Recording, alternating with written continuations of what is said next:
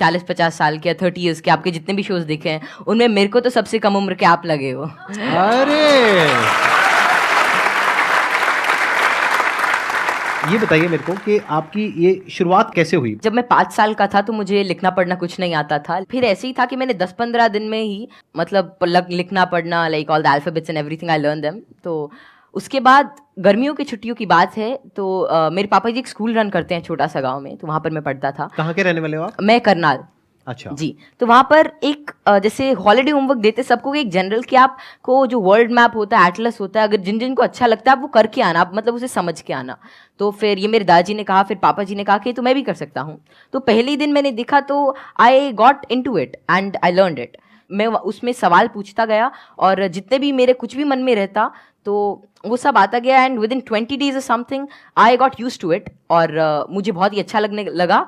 And जितना भी world map वगैरह इस टाइप की रिगार्डिंग जितनी भी चीज़ें होती हैं, पॉलिटिक्स, इकोनॉमिक्स, वो सभी मुझे मतलब things were very easy for me. And उसी के बाद से लोग कहते गए कि नॉलेज बढ़ता गया और तब से मतलब यही है कि सीखने का प्रयास कर रहा हूँ। कुछ भी नई चीज़ मिलती है like currently I am a student of 11th grade but I am learning things like astrophysics and quantum mechanics. तो I am not very into it but I like to study it and जितना भी मेरे से हो सकता है मैं उसके अंदर कोई नई चीज़ देखने का प्रयास करता हूँ और कोई नया सवाल पूछने की कोशिश करता हूँ, क्योंकि जितनी भी ज़्यादा क्वेरीज, जितनी भी ज़्यादा माइंड के अंदर जो भी कोई क्वेश्चन आता है I try to get it forward और वैसे ही सारी चीज़ें आसान होती रहती हैं।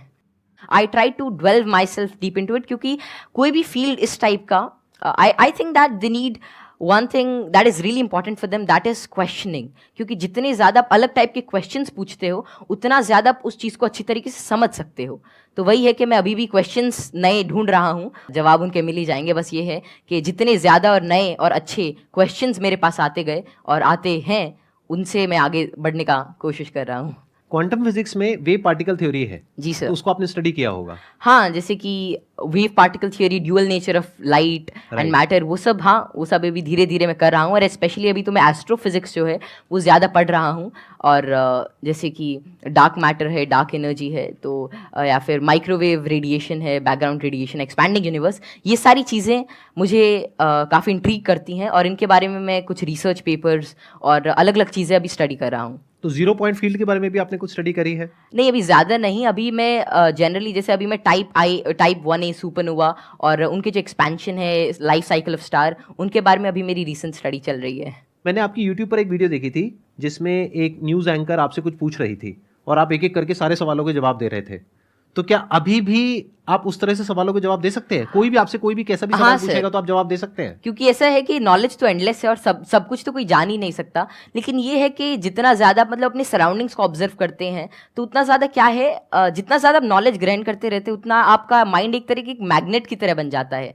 और उसके बाद कोई भी इंफॉर्मेशन, कोई भी चीज़ वो आपको आती रहती है। और ऐसा है कि बहुत सारी चीज़ें मेरे को नहीं भी पता होती और मैं उनको सीखता हूँ। अगर मानो कोई नई चीज़ मेरे को आज पता चलती है तो मैं उसे सीखूंगा और that would be like great for me. तो कोई भी चीज़ I always like to entertain and get new answers and new questions, क्योंकि उसी से ही एक नया फील्ड, एक नया पर्सपेक्टिव मेरे लिए ओपन हो जाता है।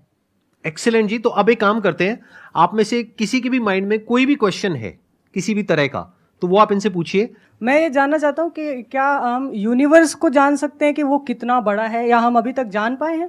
जी, क्या क्या पैरामीटर्स हो सकते हैं उसको नापने के लिए? जैसे कि हमने सुना है कि लाइट ईयर्स होते हैं। जी जी। पर वो कितना बड़ा है, क्या हम इमेजिन कर सकते हैं या हम एक्चुअली में उसे प्रैक्टिकली पता कर सकते हैं क्या? तो जो यूनिवर्स की जो एक्सपैंडिंग यूनिवर्स थ्योरी थी वो एडविन हबल ने दी थी और उनके अकॉर्डिंग जो अभी यूनिवर्स की जो एज है वो नियर अबाउट 13.9 बिलियन ईयर्स है और उसी रेट से अभी एक्सपैंड कर रहा है। तो यूनिवर्स जो अभी हमारी थियोरी है यूनिवर्स के जो मोस्टली एक्सेप्टेड है, that is of expanding universe. अभी के हिसाब से हबल कांस्टेंट होता है दैट इज 65 मेगापास्क।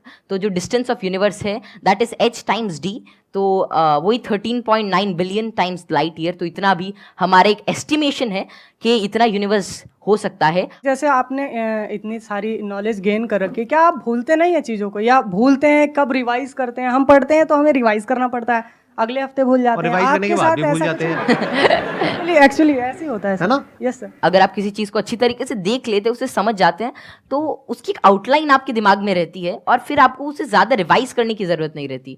तो वही है कि किसी भी चीज़ का कॉन्सेप्ट रहता है, तो अगर आपको वो समझ में आ गया तो information is just like I think that information is not the main part. If you understand the thing properly, फिर आपको वो सारी चीजें आसानी से याद रहती है, आपको कोई उसके लिए एक्स्ट्रा एफर्ट्स नहीं करने पड़ते. सर पूछ रहे थे, बोल रहे थे ना कि मैं मैटर के बारे में स्टडी कर रहा हूँ, तो मैं ये जानना चाह रहा था कि जो इलेक्ट्रॉन प्रोटॉन है इनका मतलब सबसे पहले किसने बताया था इनके बारे में? तो इलेक्ट्रॉन की जो डिस्कवरी थी, तो यार 9th क्लास की एनसीईआरटी में मिल जाता है. तो जो इलेक्ट्रॉन की डिस्कवरी थी वो जे थॉमसन ने करी थी, और प्रोटॉन जो मिला था वो रदरफोर्ड के एक्सपेरिमेंट से हमने डिड्यूस किया था. और चैडविक ने, मतलब जेम्स चैडविक ने जो बेरिलियम की, मतलब जो रेडियो एक्टिव सोर्स से डीके को स्टडी किया था, उससे न्यूट्रॉन के बारे में पता चला था. ये तो बहुत बेसिक क्वेश्चन है भैया, कुछ अच्छा पूछो. थोड़े अच्छे क्वेश्चन पूछो. क्या पूछ रहे हो आप लोग यार? टोटली. मुझे आपसे एक क्वेश्चन है कि आप जितने सेलिब्रिटी से मिलते हो, तो आप इतने जो मिलने से पहले जो बात करने का जो होता है नर्वसनेस, इसको कैसे दूर करें? आप जैसे संदीप सर से बात कर रहे हो और बड़े बड़े आप सेलिब्रिटी से मिले हो, तो आप किस तरह से इतना एक्सपीरियंसली आप बात कर लेते हो किसी से?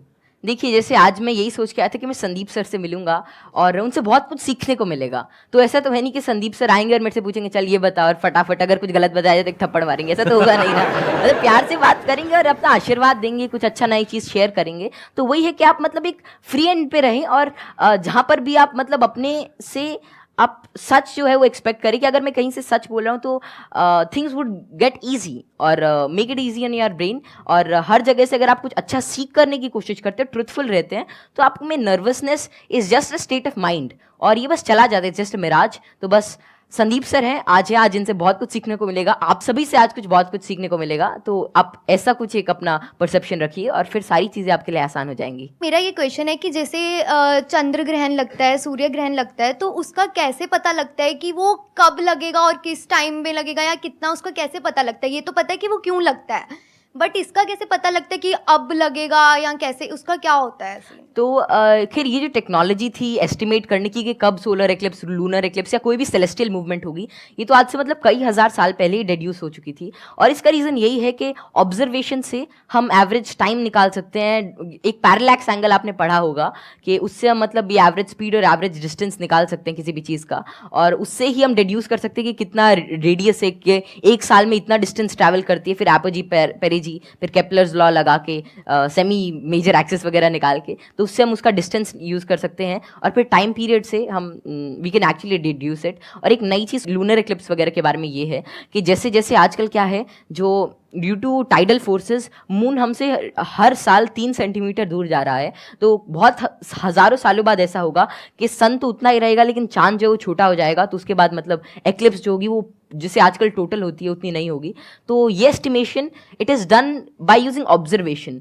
और एस्ट्रोनॉमी एक ऐसा फील्ड है जो हज़ारों सालों तक ऑब्जर्वेशन से ही चला, और बहुत सारे पुराने साइंटिस्ट जैसे केपलर, गैलीली, आर्यभट्ट, जितने भी बड़े लोग थे जो पुराने ज़माने के, वे सभी ऑब्जर्व करते थे. उनकी ऑब्जर्वेटरीज होती थी कि कैसे कैसे जो हेवनली बॉडीज़ हैं ये इंटरैक्ट कर रही हैं, कैसे कैसे ट्रैवल कर रही हैं, इनमें क्या चेंजेस हैं, और उन्हीं सभी चेंजेस को एस्टिमेट करके, उन सभी को देख के आज हमने मतलब ऐसी सारी टेक्नोलॉजी को डिड्यूस किया है कि जिससे हम कर सकते हैं, एस्टिमेट कर सकते हैं उनका टाइम पीरियड, उनका डिस्टेंस, और कैसे वे एक्ट करेंगे. Excellent ji, big round of applause for him.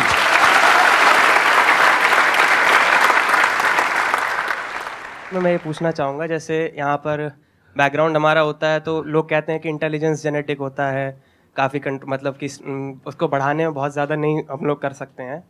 तो आपका इस पर क्या व्यू है कि इंटेलिजेंस, जैसे आईक्यू टेस्ट भी आप बार बार दोगे तो आपका आईक्यू का स्कोर बढ़ने लगेगा उसमें, तो आपका इसमें क्या कमेंट रहेगा कि इंटेलिजेंस के लिए आप क्या व्यू रखते हैं? ये ना बहुत इंटरेस्टिंग क्वेश्चन है जी सर. और मैं ये क्वेश्चन के आंसर से पहले एक बार, अगर आपके पेरेंट्स आए हुए हैं, आपके फादर हाँ, आए हुए हैं, पापा जी आए हुए हैं, मैं एक बार उनसे भी कुछ बात करना चाहूँगा. एक बार उनको माइक दीजिए. मैं आपसे ये जानना चाहूँगा कि आपके जो बेटे हैं, ये तो सबको पता है कि किस तरीके से चीज़ों को याद रखते हैं, किस तरह से एक्सप्रेस करते हैं. क्या आप भी इसी तरीके से चीज़ों को याद रख पाते हैं? पहले तो बहुत बहुत धन्यवाद जो आपने माइक दिया, और जो आपके आज दीदार हुए. हम बहुत दिनों से कुछ एक गिने चुनी शख्सियत ऐसी जिनसे नहीं मिल पाए, उनमें एक संदीप माहेश्वरी थे.